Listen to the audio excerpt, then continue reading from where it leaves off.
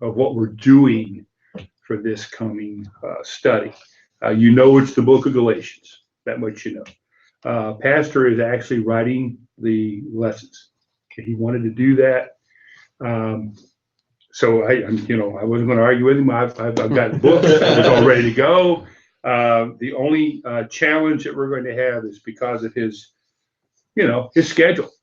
I don't know. I don't have lesson 3 yet. Just so you know. So I may be getting him close to the finish line, and I'll be pushing him to get materials to me so that I can turn them around for There's you. a lot here. This is all lesson 1. This is lesson 1. We're going to talk about lesson 1 tonight. Okay. You could say there's a lot there, and then you can say there's not much. Okay. Yeah, I'm the So, opposite. I didn't think there was much Just here. depends on how you look at it, okay? Yeah. There is a plan, and I think you've probably seen that maybe. There is a plan, if you look at the curriculum overview, 16 lessons. He's got 15 listed. And the reason there's only 15 listed was when this was put together, this study schedule, as he's referred to it, we had another week where we were not going to have Sunday school. The Reformation conference that he was planning was planned for the last Sunday in February. Oh, And then that got September. put off to the fall.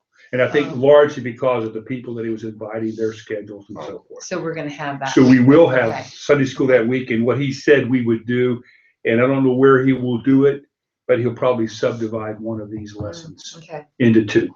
And so that way we'll get 16 lessons. 16 is a lot. Mhm. You know, we're usually strapped like this last quarter or last trimester, only 12. But you have a lot more going on in that trimester in terms of activities. But this particular one, we had last Sunday and we've got Easter Sunday. So those are the only 2 Sundays we will not be teaching Sunday school unless something else comes up unplanned. Just count on there being 16 Sundays, 16 lessons to cover. It looks like if his first 2 lessons are any indication of how he's going to approach this, and you can see it if you look at any one, the first or second lesson, his layout is this. He's got a purpose statement, and then he's got objectives, which I applaud him. You know, at least you understand, why am I teaching this, and what are the key delivery points from his perspective that I want to make sure that I cover. Because I'm going to talk to you a minute about preparation for these lessons. I'm not hung up on us crossing every T and dotting every I, but I am concerned that we understand what's the purpose and what are the objectives for these lessons. He has an introduction that he's written for each one. Again, introduction's introduction. You may look at it and say, that's a good one. I like the way he's approached that. Or you may say, I'm going to approach it a little differently. But you have an introduction, and then you have what you might call key points, an outline. And he does include, he's written some, he sends me his draft, I edit, and by edit, I mean more than just look for misspelled words and, contextual things. Like the first one that he sent me, he was contradicting himself in a couple of his points. So I said, I'm not sure where you're landing on this, but I'm not understanding it. Therefore, we can't teach until you explain it a little bit better. So he's appreciative of the fact that I'm giving him feedback. He will come with some discussion questions, but again, these are not discussion questions that you're locked into using. You may decide to use different ones. The whole point of discussion questions is to engage your participants. To some extent, you've got to engage them. We can't just talk for 45 minutes. That's the whole point. So how you use those, or which questions you use, is entirely up to you. He has a conclusion. And then interestingly enough, if you look at the very back of each lesson, you're going to see what he refers to as helpful summary statements. These are quotes. I'll just say they're quotes.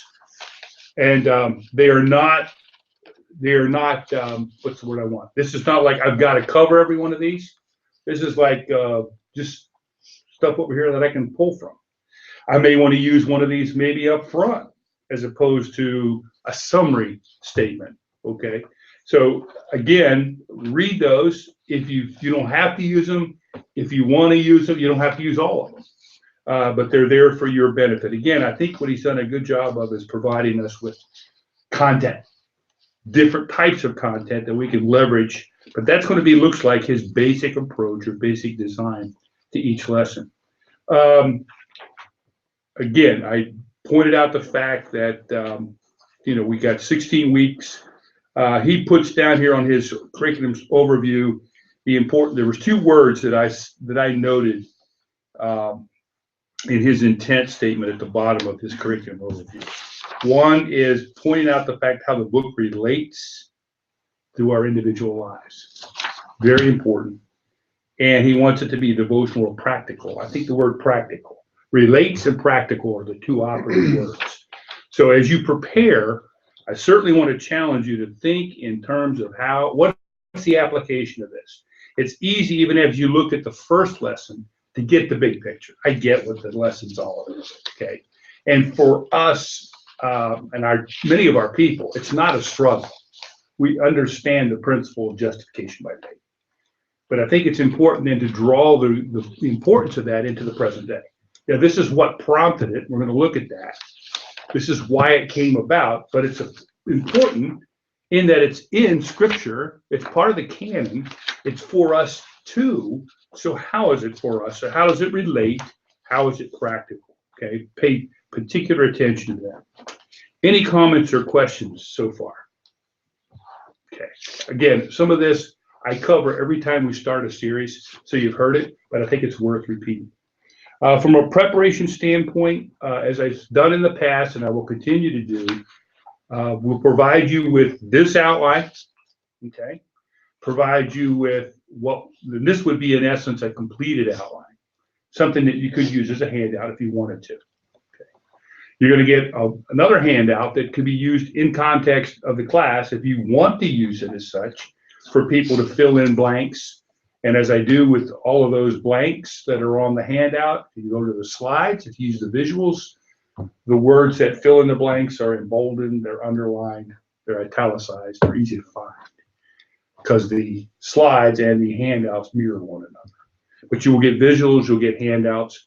You're not obligated to use any of that. Okay, you're not obligated. I'm not tying your hand and saying, you've got to do it this way.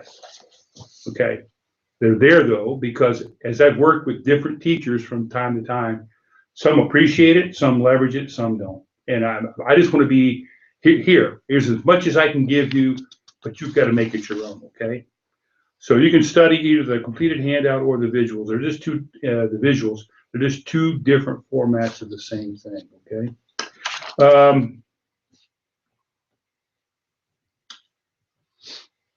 I make a point here, and I haven't seen a lot of references so far. We're going to be doing more of an expositional approach once he gets into it. These first 2 lessons, even the second lesson is more overview. When you look at them, because they kind of, I'll talk about that in a minute, how they kind of address all the who, what, where, when, why questions of the book. But he does include, and of course, I'm thinking that there's going to be more scripture, more references. I used a lot whenever I'd write, especially with the practical study we just completed. But as I always explain, don't think that you have to spend time reading every one of those. What we did this last couple of series studies is I've given an email or given material to Joe when he does the Preparing for Sunday outline, and included an outline of last week's study. So everybody's getting it. And I would encourage you to tell people it's coming out through this email. Look for it. And if you want to read more, study more, that's the reason we're providing that. So they can carry that study further if they want to. Do people? I don't know. But I know that from time to time I've heard comments from different ones. Hey, I did do or did read. So, to what end it's helping people with their further study, that's great. The visuals, you're going to probably see somewhere between 15 and 20, it looks like. That's kind of where it's falling. 15 to 20 visuals if you're using them, which means about 3 minutes of visual, roughly, at best. So you can kind of plan. Slides? Slides, I'm sorry, yes, slides. If you're using them, okay? Flannel graph. Yeah, flannel Yeah, graph. I mean, Wouldn't that be great? visuals to me don't mean slides. Well, Visuals mean yeah. in the room. What was funny, I would don't do this. I taught young married one time. Right? This is only a couple years ago, and I told him, I said, I'll do whatever you want me to do, whatever helps you. And I said, I think give them something, I think, to fill out or something. Somebody put on their flannel graph. So the next week, I asked, I don't remember who it was, Bill or somebody. They found me an old flannel graph board, stuck it away in a closet somewhere with a little stand on a table. And so I got to my summary. I got some felt. I put the whole thing together, set it up there, and just started slapping it on there. They got a charge out of it. They really did. It was just really good. I don't know if you're on Facebook. Well, you are occasionally. But Patricia Lucius does that for her grandkids. Yes. At Christmas time. Yes. They had a picture of Patricia Lucius doing the flannel graph There you Bible go. story. Boy, I remember the day. Remember yeah. the day, man. I think all of us Mhm. cut our teeth on flannel Our graph. kids will not know. I No, they'll never, Like, what? ever. Flannel, what? Yeah, right, exactly. Flannel. What's flannel? Like a shirt you wear? Yeah, right. Bottom line, all of you heard me say it at least once. You'll hear me say it 1,000 times. So maybe, make the lesson your own. Make the lesson your own. I mentioned Sunday, there's one prayer for you all. It's that you're prepared and that you have a real passion. You really believe in what you're teaching. When you do that, your credibility goes way up here. Because now it comes across as this person really has bought in to what they're teaching.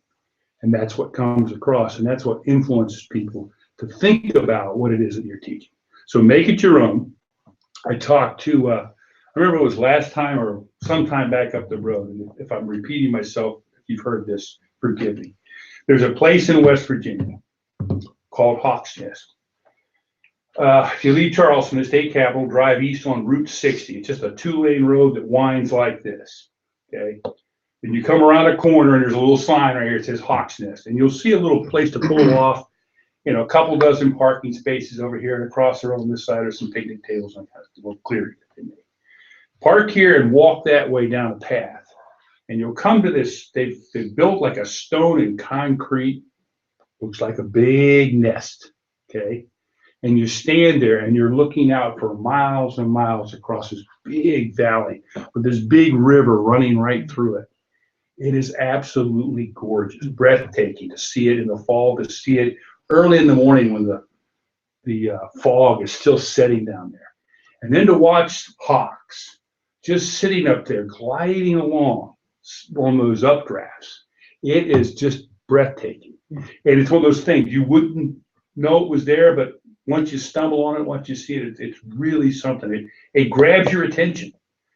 And I talked with them about the Hawks Nest moment in your preparation. You're reading, you're studying, you're coming along, and all of a sudden, boom, something hits you, okay, relative to this lesson. It may be different for each of you. I don't know. But when it hits you, okay, that's your Hawks Nest moment. You caught something, okay, that's beautiful. And that's really what you want to get across. Be aware of the purpose, be aware of the objectives, know your content, and I say be the message. Be the message, okay? Comments or questions there? For me, that moment comes when I'm in the class, I'm in the middle of it, and my hair starts standing up on the back of my neck. I'm like, man, I'm going to drive this baby home. Well, you're And I'm just talking like, to I'm the in point of, moment, right. yeah, and you see eye contact. You see a reaction from the class, and all of a sudden you know you've got their attention. Right. To your point. Right. That could Everything be the just came moment. together. Yeah. When that doesn't happen, I know I didn't do a good job. I didn't make it. Yeah, I didn't get that one off the ground. I didn't do a good But job. we've talked about this too. There are times when you feel like I really bombed, but on the contrary, your class really got something out of it. And other days you're like, I think Pastor even mentioned that Sunday. I feel like I really nailed it. Yeah. People just 3 days later forgotten all about it. So it can go both ways. But there's no substitute for our part. Our responsibility is to prepare, know what we're doing, know our message, be the message, and then let the Lord direct through His Spirit, through His Word. So I read through the lessons. I read lesson number 2 because I felt like I needed both of them to fill some time here. This is I could blow through this in 10, 15 minutes. Let's think about it from the standpoint of how I would have a discussion around this, Mhm. as opposed to, it's very hard with overview. Right. Overview is just what it Right, is. and I don't understand why we're having 2 Sundays of overview. Well, it won't matter because we're gonna be snowed in. So. Yeah. Fine, into next week. That's Let- encouraging.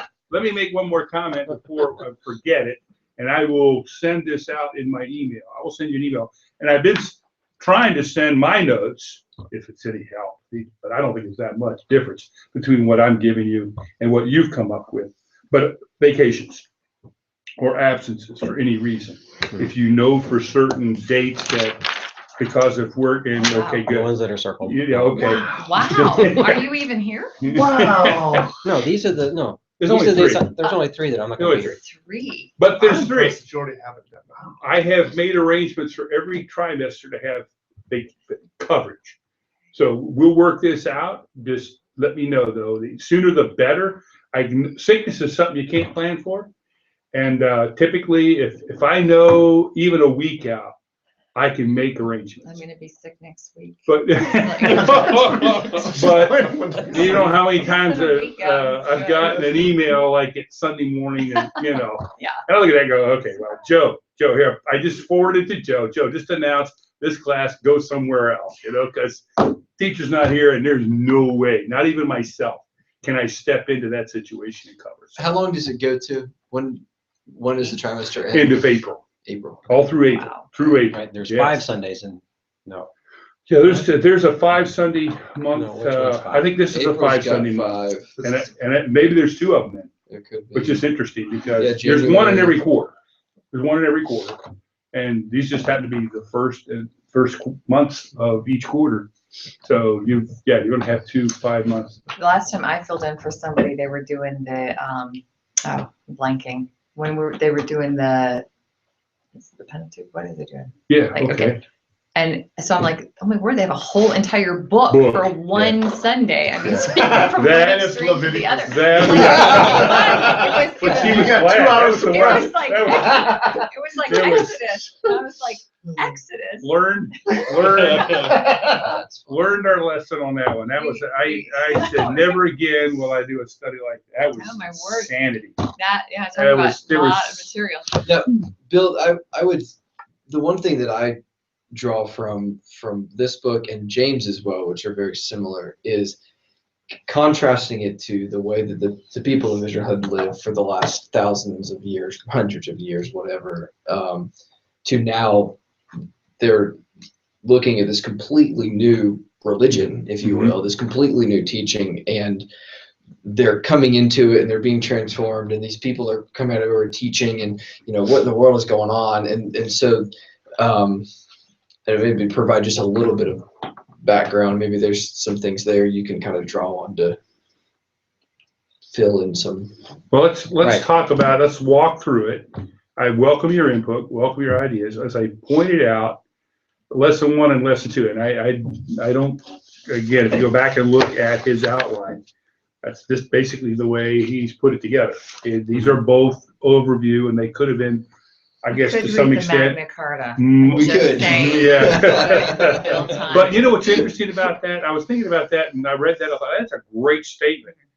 Do people really know what the Magna Carta Right. is? Yeah. And do I need to go back and do a history lesson and talk a little bit about There you what go. the Magna Carta was, how it fits, how this would correlate to that? What was the Magna Anybody Carta? ever see the Andy Griffith episode with the Emancipation Proclamation? And you know what I'm talking about? Don, Yeah. Andy Oh, Griffith, yeah. or, Barney is trying to act like anyway, it's a pretty funny. They really go off on it. Yeah.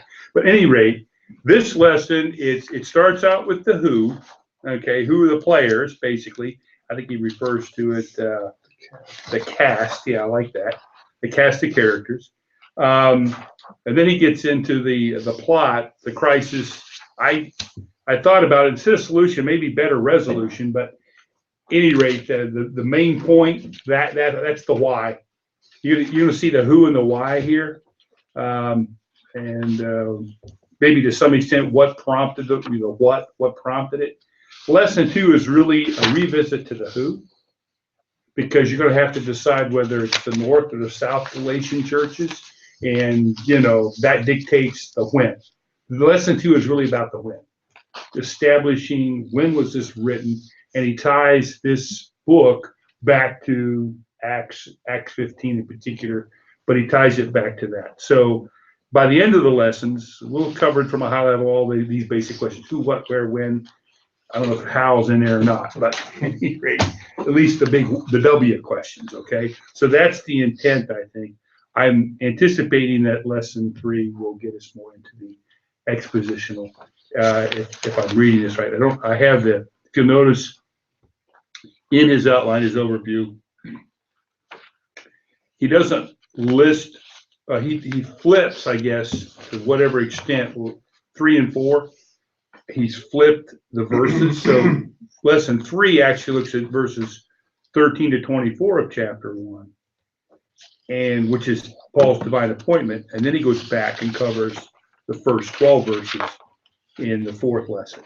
So he divides that of Galatians 1a and 1b. So basically lessons 3 and 4 are chapter 1. So he does get into it, and I know that the intent, and he and I talked about that, it's going to be more of that expositional book. So that being said, all that being said, again, with each lesson, you got a purpose and objectives. There are only 2 objectives, okay? And they're easily covered in here. How you want to use the introduction is entirely up to you, or whether you want to recraft that. I was trying to think, and I'm sorry I have not come up with something. If it strikes me, I'll shoot it out to you. A good discussion question to maybe kick the thing No, I off. like the idea of the whole Magna Carta. Okay. Well, it wouldn't Well, not hurt. reading it, Scary. Because but as far as my compare contrast, what he's done in the introduction, what we're really, because we're really just trying to set up the Mhm. whole book. Because my concern with this is going through it is I'm going to get into those little discussions. I'm going to actually teach the entire book in the first lesson. Well, if you Because it look covers if you look at it, that's really what he's done. Yeah. This is like a 50,000 foot No, overview no, it's of only the book. 30. It's And only at some- 30. Yeah, at some point, it's like, okay, I've taught you the book, Yeah. you know, but we really haven't gotten. You could go back Yeah. and finish Exodus, because I'm sure there's some chapters from I wasn't here for that Something that day. we missed. What's interesting about this too, because there are several one another passages in this book. Mhm. So, you know, there's a point where, and I'm big on this kind of thing, if I would be looking for it. So where are those one another's, and how do they tie back? Remember, we just studied, we're going to be looking at those a little closer again, okay? But the whole purpose of this thing is that we're free. We're free under Christ. We're free from these bondages, okay? But it's a responsible freedom to serve one another. You know, so again, I'm thinking about the application of this thing, and I think that to me, that's, if I'm going to camp anywhere, yeah, I got to set the table, and I will talk about the characters, but I'm going to come back to that next week when we talk about the Galatian churches. We're going to dig into that a little bit more. So I'm not going to spend a lot of time there, knowing that I'm going to get a little bit deeper on that later. The plot's the important thing here. What's the problem, and what was Paul's resolution to that problem? And the real main lesson is number 3 there. I mean, you can get to it pretty quick, but there are some, like I said, some discussion questions along the way that I would, you know, think about, and how I might want to use them. And again, maybe they're not positioned in the right place. You might want to ask, why would we call it the Magna Carta of the Christian faith? I'm introducing it that way. Why do you think that's the case? I don't know. Again, the sequencing, the order of things, he alludes to Luther, okay, and Luther's statements. I think is there a quote over here? No. Okay. So you've done some prep maybe, or at least read through it. Any other thoughts, comments, observations, things that jumped out at you? Well, I know we laugh about, you know, dealing with a whole book at a time. I mean, it's almost impossible. And yet, I have always found it enjoyable when I've heard someone actually do a message. And one of the hardest things to do is that, to actually go over a book there. And one of the people, actually, they preached on it, but before that, in the service, they actually took the time, I'm not saying I would do this, but they actually took the time to read aloud the entire book. And I think it was actually a smaller epistle, one of First John or Second John, I don't remember which. Second John was really small, but it actually helped hear it. I mean, I'm more of an oral than reading, Okay. but having someone read it and do it. And he also made the comment of take a piece of paper and as it's coming through, maybe you're not reading it, but write down words that stick out to you that you're constantly hearing. Maybe it's a theme, maybe it isn't, but as you're doing that, and then come back and say, all right, what did you notice? What were some words? What are some things? Even without going to tell them what it is, what are you seeing? What are you hearing? Because this was meant, to be read to a church, to the people of Galatia. So they read it out loud probably, and they read it, and the people heard it. What did he say? What did he say? Well, what did you read it to? Yeah. So it's not really a key passage though, is there, to anything in this to read? I mean, because you're on overview, so he's jumping around, right? I mean, there's not Yeah. like a section of verses that you're going to start them reading and like, hey, we're going to focus on chapter one through whatever, right? Because it's just, I mean, I didn't notice any of that. I just noticed where there's kind of a, chapter 5 and then chapter 3. Yeah, and for then- some reason, in the first one, we're going to hit 13 through 24 before we do Yeah. 1 through 12. But to your point about, is there a Yeah, like there's nothing. cornerstone verse Yeah, to this there's passage? nothing like that or a portion of it that we're really focused in on. Well, Is it it is just the real focus, the main message is justification by the faith. theme? So though, is right? that, and I have to go back and I look, mean, and he I'll be pulls honest, I like don't from know. 5.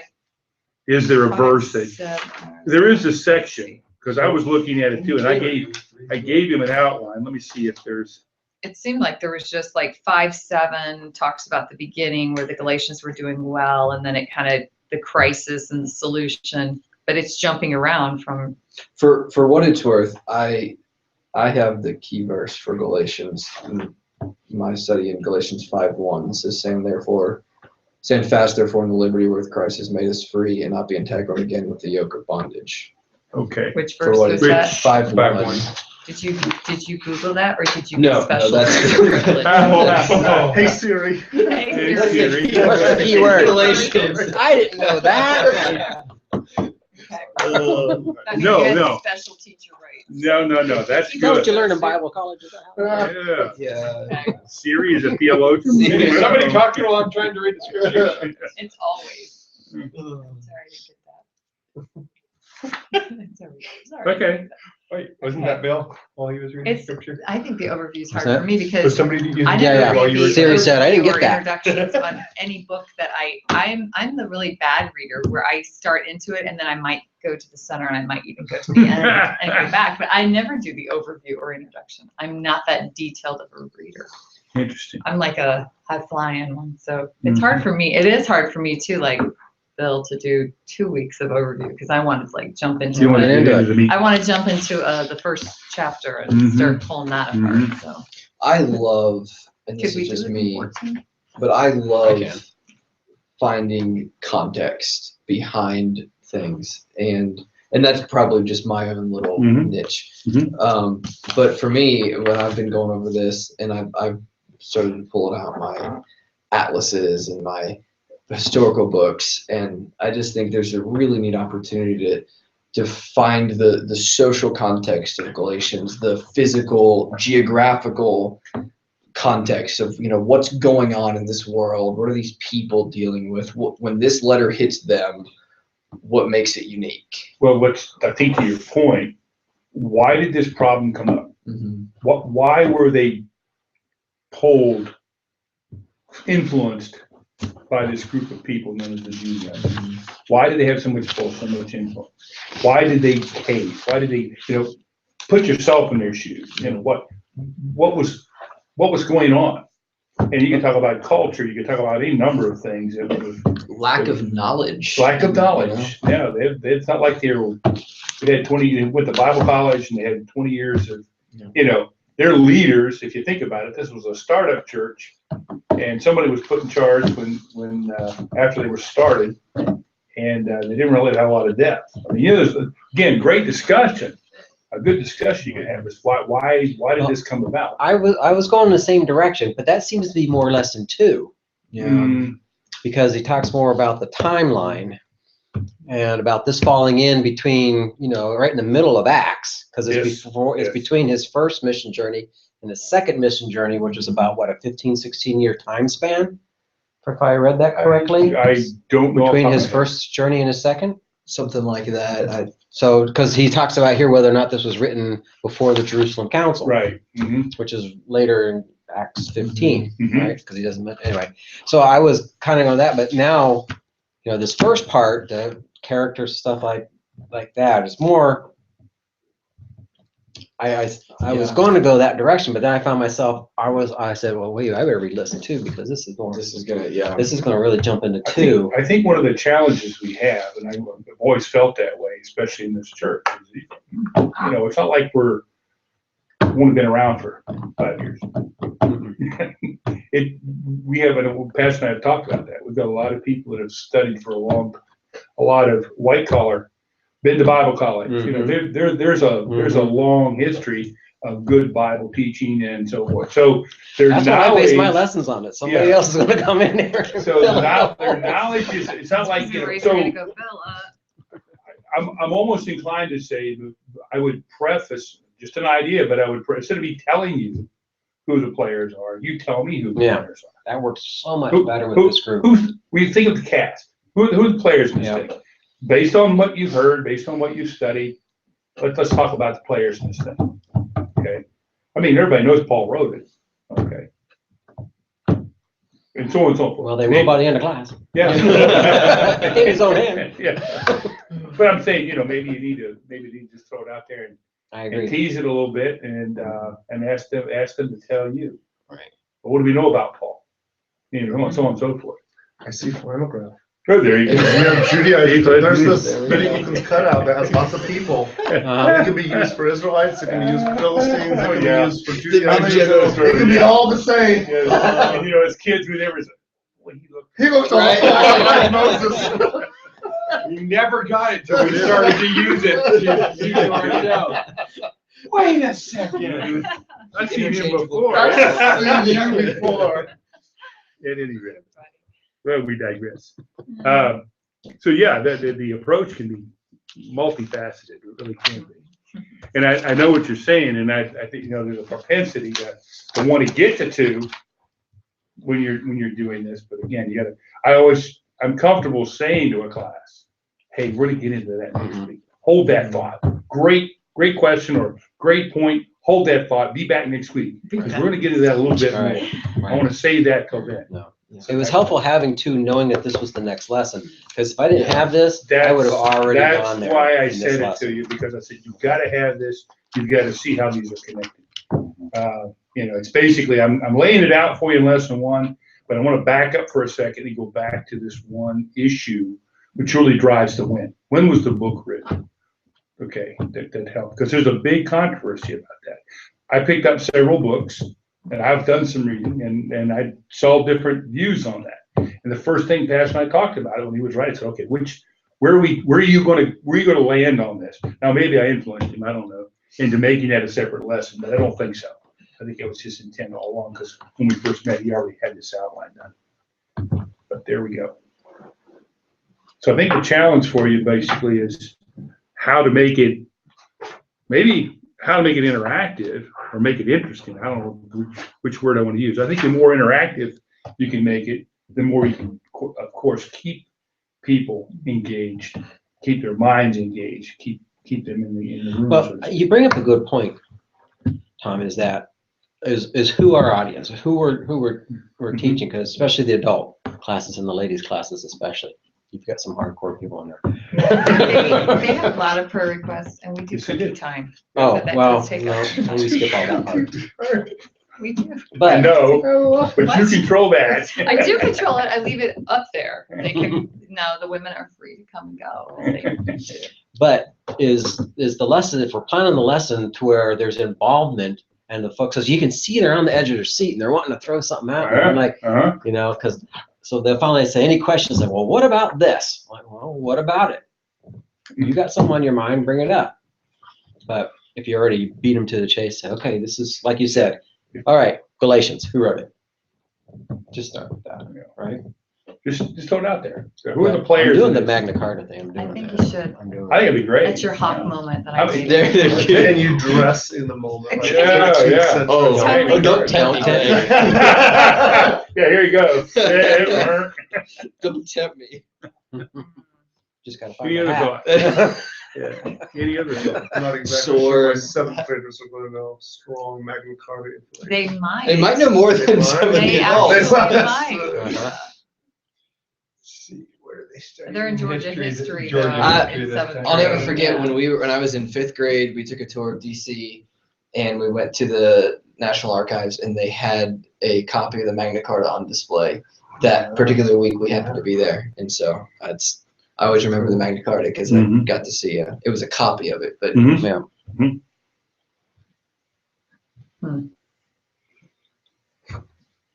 Is there a way, because this is the 500th year of the Mhm. Reformation, Mhm. right? Mhm. Is there any way, well, I guess we got a full year coming up on this one, but is this any way of kicking this off as well? Showing because he didn't use that as an example here of the whole Reformation and kind of, the Magna Carta is more of a, at least from no, tyranny, political, but, Yeah. but No, there was no thought, I can guarantee you. I had that penciled in and we were doing quarters and then we would try, no thought of this being touched, the Reformation, none of that. And all right. the fact that it does pop up when it does is interesting. Timing's kind of cool. Mhm. And if you want to draw that into the Might. introduction, that's fine, Gonna be drawing because this everything was the key, I think this was the key, yeah. the key doctrine or key, Just shall live by piece faith. of- yeah. in. Yeah, I might see what Justification John by Piper has to say about this. He's got a bunch of stuff. Well, that, to me, that, Probably has something. the fact, one of the interesting things about this book, and it'll come out more as you study from an expositional standpoint, but what he says about Paul, the way Paul wrote this may be his first letter. There were no pleasantries.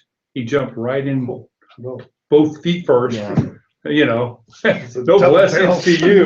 No, just right at him. James. He was angry, he was protective. I think it's an interesting point. Without getting into it, He said Okay. Well, he does sent say on grace that to you and email peace that- from God our Father. Yeah, Come on. yeah, well, There's it's- no double reading.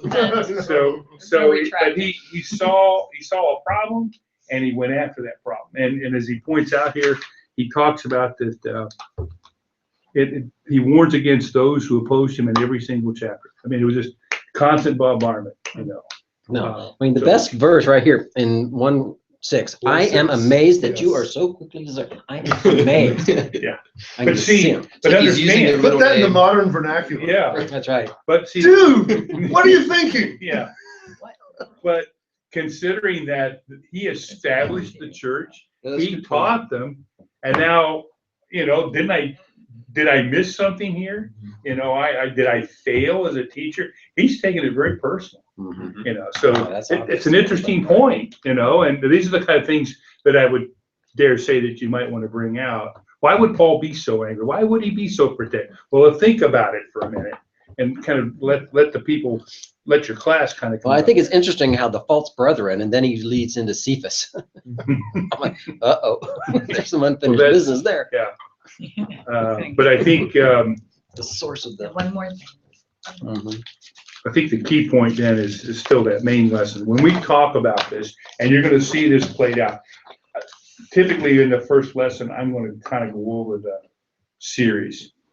I didn't do that with the slides. I didn't do that with what he gave. In other words, Or you mean just have creaking them broken out? overview, just so you kind of see, we're gonna have these lessons. And oh, by the way, if you'll notice right in the heart of all this, we're gonna talk about justification by faith. This is the real essence of the message. But I still go back to the fact that, yes, we're justified by faith, but we have a response. It's a freedom, okay?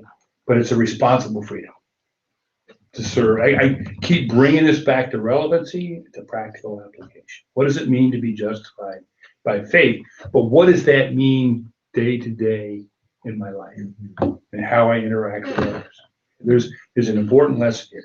It's not a passive thing. It's an active thing. To your point about James, faith without works, what good is it? Okay. It's not works to acquire faith, okay, or works to acquire salvation, but it's evidence of the fact that I have Now, been. the whole argument about Abraham.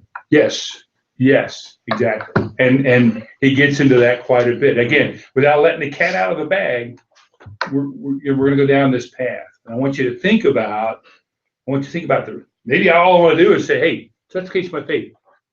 What's the relevancy to us today? What does that mean for us today? Think about that, because we're going to be talking about this at some length. We're going to get into this a lot deeper as we move forward. And just so you can see, this is where we're going, and these are some of the things we're going to be talking about. It's not in the lesson, but I wouldn't be opposed if you kind of put a high-level outline up there. Here's where we're going in the weeks ahead, just so you can see some of the discussion we're going to have. Keep this thought in mind. Keep this thought in mind, okay? And keep each week, maybe that's our anchor. We come back to that, because in essence, that's what Paul's doing here.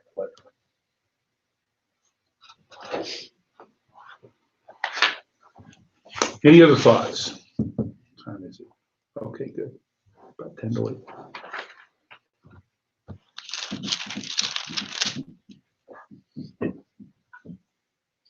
Honestly, as I was reading through it and putting them, this doesn't have a lot of meat on the bone. Right. And sometimes, we're challenged with how am I going to get this covered? I think we're going to have it. I think we're going to be able to cover this. I would like to think you'd be able to cover this in 45 minutes.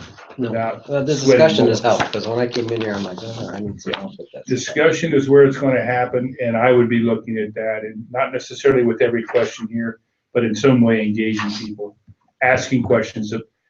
Sell as opposed to tell, and I sell by asking questions. But make it your own. Have a plan.